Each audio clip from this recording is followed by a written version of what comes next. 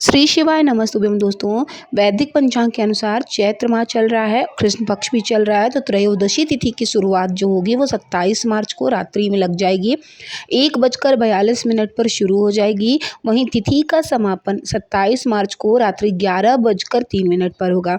क्योंकि प्रदोष व्रत का जो पूजन होता है वो प्रदोष काल में ही किया जाता है। ऐसे में चैत्र माह का जो पहला प्रदोष व्रत है वो 27 मार्च को ही रखा जाएगा। तो इस बार गुरुवार की जो प्रदोष है उस दिन ब्रह्म मुहूर्त सुबह 4:43 से शुरू हो जाएगा, जो 5:30 बजे तक रहेगा।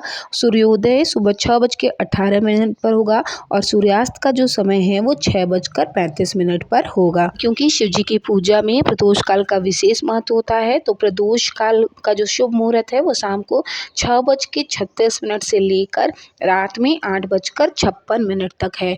अब ऐसे में आपको पूजा विधि जैसे पार्थिव शिवलिंग का निर्माण करना चाहते हैं वो भी आप करके कर सकते हैं, मंदिर में करना चाहें वो भी कर सकते हैं, घर के अपने शिवलिंग की पूजा आप करना चाहते हैं तो उनकी भी कर सकते हैं। लेकिन नटराज स्तुति बहुत विषम परिस्थिति में है, तो आज के दिन आपको नटराज स्तुति करनी चाहिए या फिर महामृत्युंजय मंत्र का आपको जाप करना चाहिए। 3 पाठ आप कर सकते हैं, या तो नटराज स्तुति या तो फिर आप महामृत्युंजय का जाप कर सकते हैं या रुद्राष्टकम का भी पाठ आप इस दिन कर सकते हैं। इसी के साथ साथ जब भी गुरु प्रदोष पड़ती है तो धन लक्ष्मी के लिए, विद्या के लिए, व्यापार बढ़ोतरी के लिए और कर्ज से मुक्ति और अपना गया हुआ धन पाने के लिए 3 उपाय अपनाए जाते हैं, जो कृष्ण पक्ष की ही गुरु प्रदोष को किए जाते हैं। शिव महापुराण के अनुसार बताया गया है कि 3 बेलपत्र लेकर आपको मंदिर में जाना है और मंदिर में जाकर एक बेलपत्र आपको माता अशोक सुंदरी के स्थान पर रखनी है, दूसरी बेलपत्र आपको जहाँ माता पार्वती का हस्त कमल है वहाँ पर रखना है और एक बेलपत्र आपको महादेव को अर्पित कर देना है। कारकुटीश्वर महादेव का स्मरण करते हुए आपको बेलपत्र चढ़ानी है। एक आटे का दिया या मिट्टी का दिया आप लेकर जाएंगे, उसको जहाँ पर महादेव का जो है शिवलिंग रखा है, साथ ही जहाँ पर नंदी महाराज हैं वहाँ पर जो बीच की दूरी है दोनों की, वहाँ पर आपको आटे का दिया या मिट्टी का दिया जो लेकर जाएंगे आपको वहाँ पर रखना है। उसमें 2 बाती लंबी और गोल दोनों बाती रखनी है और देसी घी डालकर उस दिए का स्पर्श कराना है। अगर आपको वहाँ पर मंदिर में जलाने दें तो बहुत अच्छा है, नहीं जलाने दें तो उस दिए को वहीं पर स्पर्श कराकर मंदिर के बाहर आकर आप इस दीप को ज़रूर जला दें।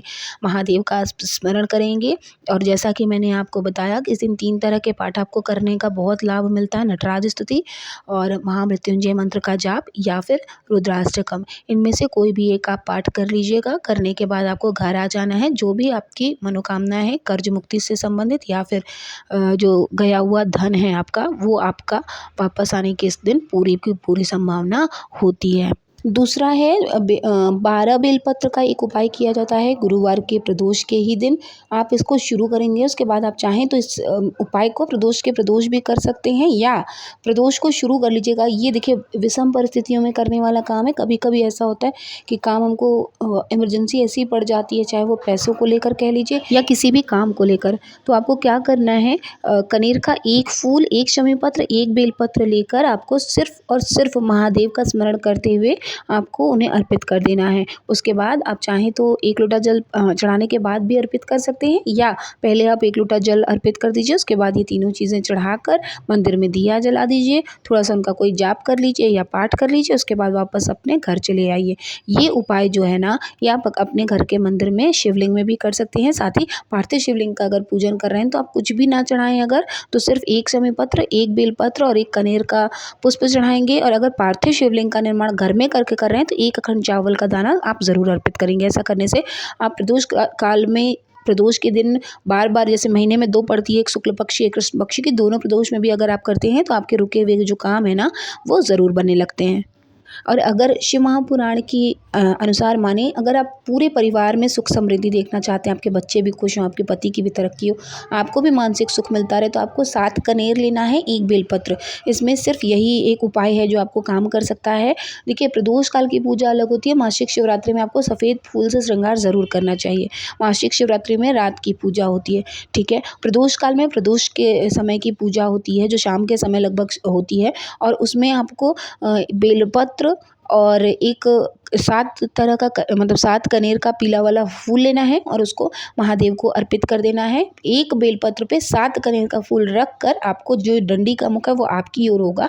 ऐसा करके आपकी जो भी मनोकामना है पहले आपको माता पार्वती को जो है बतानी है और माता से ही प्रार्थना करनी है कि जो भी आपकी मनोकामना है वो महादेव ज़रूर आपकी पूरी करें। ऐसा करते हुए स्पर्श कराने के बाद आपको महादेव को अर्पित कर देना है। ऐसा करने से भी प्रदोष के दिन आपकी जो भी इच्छा होती है वो ज़रूर पूरी हो जाती है। और अगर आप कष्ट से बहुत ज़्यादा परेशान हैं, आपको ऐसा लग रहा है कि कष्ट बहुत है शारीरिक, तो आपको क्या करना है, आपके घर में कोई ऐसा परेशान है तो उस व्यक्ति का नाम और गोत्र लेकर धतूरा जो है वो प्रदोष काल में आप चढ़ाते हैं प्रदोष वाले दिन, तो उसमें आप चाहे हल्दी लगा लीजिएगा और या फिर आप पीला जो अष्टगंध चंदन होता है ना वो भी आप धतूरे में ही करके आप उसको अर्पित करेंगे महादेव को, तो शारीरिक रोग जो होता है वो ज़रूर दूर हो जाता है।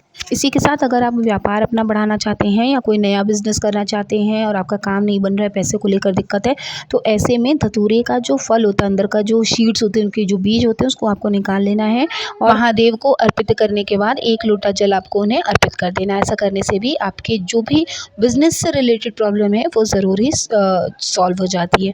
तो आई होप कि आप सभी के लिए वीडियो बहुत यूज़फुल रही होगी। वीडियो अगर आपको अच्छी लगी हो तो प्लीज़ चैनल को ज़रूर सब्सक्राइब कर लीजिएगा। मिलेंगे नेक्स्ट वीडियो में, तब तक के लिए महादेव की कृपा हमेशा आप सभी पर बनी रहे। ओम नमः शिवाय, जय माता दी।